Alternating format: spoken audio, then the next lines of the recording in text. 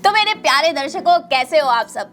अब भाई भारत और कनाडा का मैच तो हो गया बारिश की वजह से रद्द, जिसकी वजह से दोनों टीमों को मिल गए हैं एक एक पॉइंट। और भारत तो 7 पॉइंट के साथ ग्रुप ए में टॉप लेवल पर है और क्वालिफाई तो पहले ही कर गई थी इंडिया, जिसके बाद यूएसए भी सुपर 8 में जाने के लिए क्वालिफाई कर चुकी है। तो वही पाकिस्तान की भूखी किस्मत ने पाकिस्तान टीम को वर्ल्ड कप से क्या कर दिया ईशा जी। और इसीलिए ना कहीं पाकिस्तान फैंस भी कह रहे होंगे कि अब संन्यासी ले लो आप क्रिकेट से, अब बार बार की जिल्लत से तो अच्छा ही है। गजब बेइज्जती है।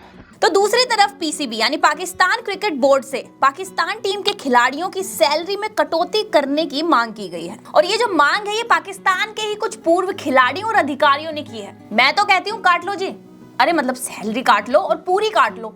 वैसे सैलरी कटने का दुख किसी कॉर्पोरेट एम्प्लॉय से पूछो। थोड़ी सी भावुक हो गई थी दोस्तों, नेवर माइंड। तो मैं कह रही थी कि पूरी की पूरी सैलरी काट लो, क्योंकि इस T20 वर्ल्ड कप 2024 में 1 रुपये का काम नहीं किया है पाकिस्तान टीम ने। यूएसए जैसी फ्रेशर टीम से भी हार गई, बताओ। बेइज्जती तो खुद करवा रहे हो अपनी। नहीं आप ही बताओ, ग्रुप लेवल तो इनसे पार नहीं हुआ और दुनिया को मुट्ठी में करने की बात करते हैं। तुमसे ना हो पाएगा। और पाकिस्तान की ट्रोलिंग यहाँ खत्म होती नहीं है। मोहम्मद हाफिज ने सोशल मीडिया x.com पर लिखा, कुर्बानी के जानवर हाजिर हो। हद है मतलब कसम से। तो उनका मतलब साफ ही है कि वो अपनी टीम के वर्ल्ड कप में जो घटिया वाहियात निहायती बकवास बदबूदार परफॉर्मेंस को लेकर बेहद ही नाराज है।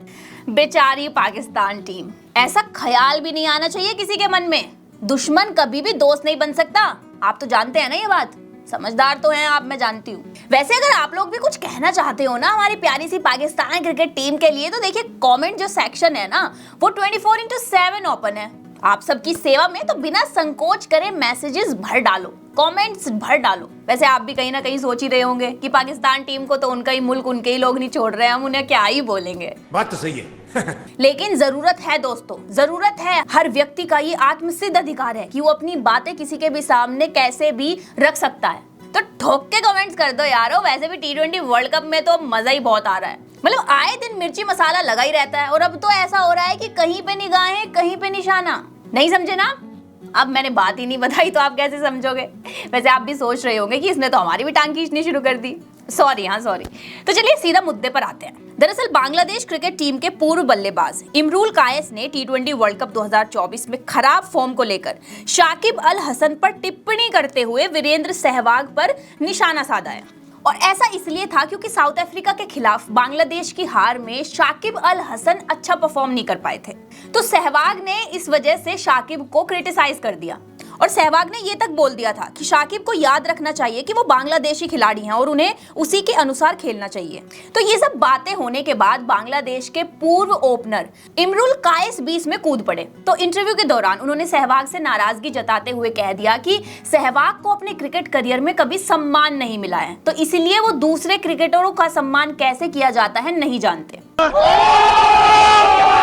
कायस ने और भी बहुत कुछ कहा कि जब ऐसे महान बड़े बड़े क्रिकेटर ऐसी बात करते हैं तो पता नहीं वो क्या सोचकर ऐसा बोलते हैं। सचिन तेंदुलकर या फिर राहुल द्रविड़ को देख लो, वो कभी भी आपको ऐसी बातें करते हुए नहीं दिखेंगे क्योंकि वो खिलाड़ियों का सम्मान करना जानते हैं। लेकिन वीरेंद्र सहवाग ने अपनी पूरी लाइफ में ऐसे ही कमेंट्स किए हैं। आगे कायस ने कहा कि उन्होंने तो हमारे देश के बारे में भी ऐसी टिप्पणी की है कि हमारे पास क्रिकेट के लिए उपयुक्त वातावरण नहीं है और टेस्ट क्रिकेट में 20 विकेट लेने की क्षमता भी नहीं है।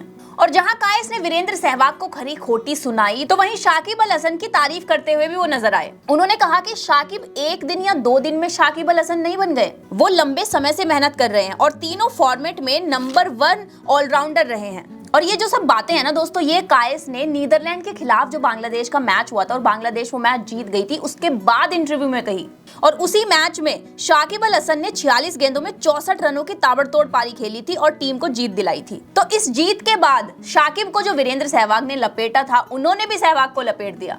क्योंकि मैच जीतने के बाद जब शाकिब से पूछा गया कि सहवाग ने आपके बारे में ये सब कहा है तो आपका इस पर क्या विचार है, तो शाकिब ने कहा कि कौन सहवाग। उन्होंने ऐसे प्रिटेंड करा जैसे सहवाग नाम के आदमी का कोई वजूद ही नहीं है। वैसे दोस्तों ये सब तो क्रिकेट में चलता रहता है और वैसे भी क्रिकेट जो है किसी बॉलीवुड से कम नहीं है। आए दिन यहाँ पर कुछ ना कुछ नई ताजी और मिर्ची मसाले के साथ साथ फिल्में चलती रहती हैं लोगों के बीच। तो एक काम करते हैं, अब ग्रुप बी के भी हालचाल आपको सुनाई देते हैं।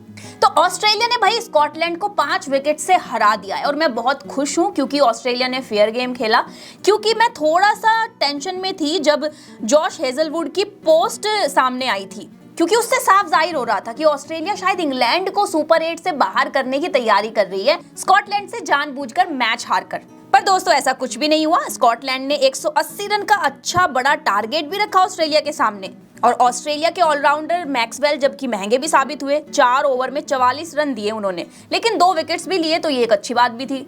लेकिन इस बात को भी इग्नोर नहीं किया जा सकता कि ब्रैंडम मैक्यूलम ने 34 गेंदों में 60 रनों की शानदार पारी खेली, जबकि ऑस्ट्रेलिया जब टारगेट का पीछा करते मैदान में उतरी थी ना तो डेविड वार्नर तो दूसरे ओवर में ही आउट हो गए थे और मिचेल 6th ओवर में ही आउट हो गए थे। मतलब 32 रनों पर 2 विकेट पावर प्ले के अंदर ऑस्ट्रेलिया गंवा चुकी थी। लेकिन फिर भी एक तरफ ट्रेविस हेड मोर्चा संभालकर खड़े थे, लेकिन मैक्सवेल भी 11 रन बनाकर आउट हो जाते हैं। तो थोड़ा सा संगीन माहौल तो बन गया था, लेकिन फिर आते हैं मार्कस स्टोइनिस और हेड के साथ मिलकर पारी को बखूबी संभालते हैं, लेकिन 16वें ओवर में ट्रेविस हेड भी आउट हो जाते हैं। साफियान शरीफ उनको आउट कर देते हैं तो 140 रनों पर ऑस्ट्रेलिया इतना अहम विकेट गंवा देती है। और बात यहाँ खत्म नहीं होती, 17वें ओवर में मार्कस स्टोइनिस भी आउट हो जाते हैं, लेकिन फिर भी ऑस्ट्रेलिया जीत के दरवाजे पर थी क्योंकि 19 गेंदों में मात्र 25 रन चाहिए थे, तो इतना मुश्किल तो नहीं था और मुश्किल होने भी नहीं दिया टीम डेविड ने। 171.43 के स्ट्राइक रेट से 14 बॉल में 24 रन बनाए और 2 बॉल के रहते ऑस्ट्रेलिया को मैच जिताया। तो अब इसी के साथ स्कॉटलैंड का तो सफर यहाँ पर खत्म हो चुका है,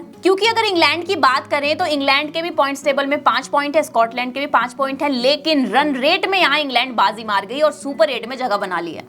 तो भाई स्कॉटलैंड का सफर तो वर्ल्ड कप का समाप्त हो गया है। अब जल्द ही 19 जून से सुपर 8 राउंड की शुरुआत होने वाली है और 19 तारीख को पहला मैच अमेरिका और साउथ अफ्रीका के बीच देखने को मिलेगा। वैसे मुझे लग रहा है कि साउथ अफ्रीका ही बाजी मार जाएगी, क्योंकि अमेरिका ने ऐसा नहीं है ग्रुप लेवल में अच्छा परफॉर्म करा है, but South Africa as compare to USA काफी स्ट्रॉन्ग टीम है, तो साउथ अफ्रीका जीत जाएगी, मुझे यही लग रहा है। तो जो ये सुपर 8 का राउंड होगा इसमें 2 ग्रुप्स होंगे और हर ग्रुप की हर टीम को 3 मैचेस खेलने होंगे, जिसके बाद जैसे ग्रुप लेवल में हुआ था वैसे ही इन दोनों ग्रुप में भी जो टीमें टॉप 2 में रहेंगी वो सेमीफाइनल में जाएंगी और जो जो टीमें सेमीफाइनल में क्वालिफाई करेंगी वो 26 और 27 जून को सेमीफाइनल खेलेगी और फाइनली 29 जून को होगा फायदा कि इस T20 वर्ल्ड कप का हकदार, असली हकदार कौन है, क्योंकि 29 जून को होने वाला है दोस्तों फाइनल। तो मैं तो बहुत ज्यादा एक्साइटेड हूँ, मैच में दिन पर दिन इंटरेस्ट और एंटरटेनमेंट बढ़ता ही जा रहा है। तो वैसे आप कितना एक्साइटेड है फाइनल को लेकर, या फिर अगर मैं सेमीफाइनल्स की बात करूं तो आपको क्या लगता है कौन सी 4 टीमें वो होंगी जो सेमीफाइनल के लिए क्वालिफाई कर सकती हैं?